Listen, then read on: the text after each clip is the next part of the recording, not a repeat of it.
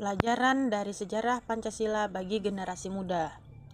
Mengenal dan memahami nilai-nilai luhur Pancasila sebagai dasar negara dan panduan kehidupan berbangsa dan bernegara.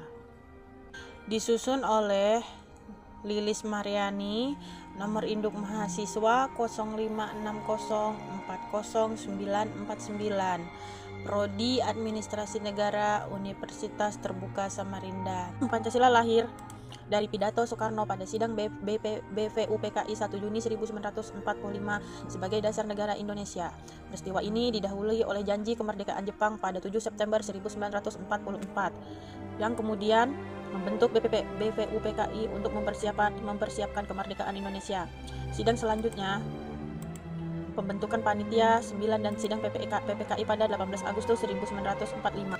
Makna Pancasila bagi Indonesia. Pancasila memiliki arti penting bagi bangsa Indonesia sebagai dasar negara yang mengatur pemerintah, pandangan hidup yang mampu memandu nilai-nilai masyarakat, serta ideologi yang mengikuti identitas dan persatuan bangsa di tengah keberagaman.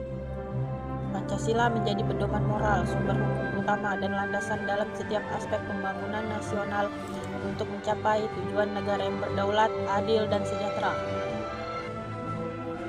Pancasila sebagai panduan berarti Pancasila pedoman atau acuan dalam setiap tindakan, sikap, dan cara menyelesaikan masalah dalam kehidupan sehari-hari bangsa Indonesia. Nilai-nilai luhur dari kelima sila menjadi landasan dalam sosialisasi, bertindak, hingga membuat kebijakan.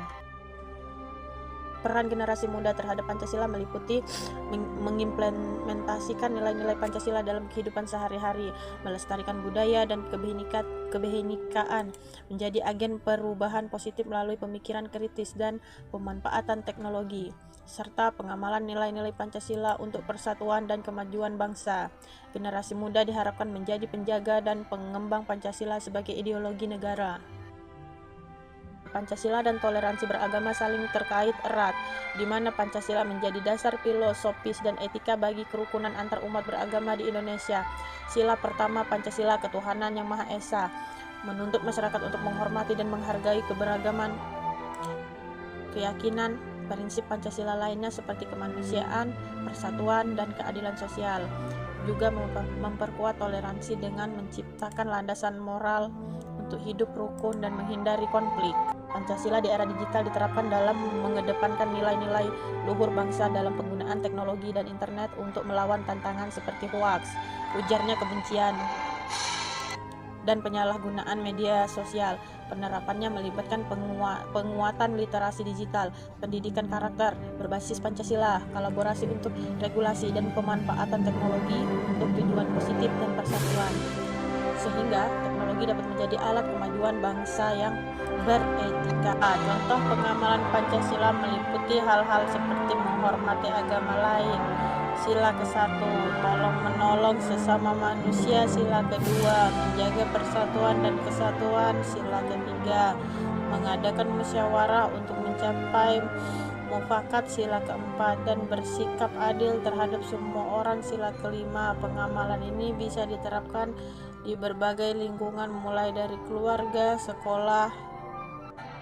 Menjaga Pancasila bersama-sama berarti menerapkan nilai-nilainya kehidupan sehari-hari, seperti menghormati perbedaan, mencintai produk dalam negeri, menggunakan bahasa Indonesia yang baik, bergotong royong, serta mengutamakan musyawarah dan keadilan sosial.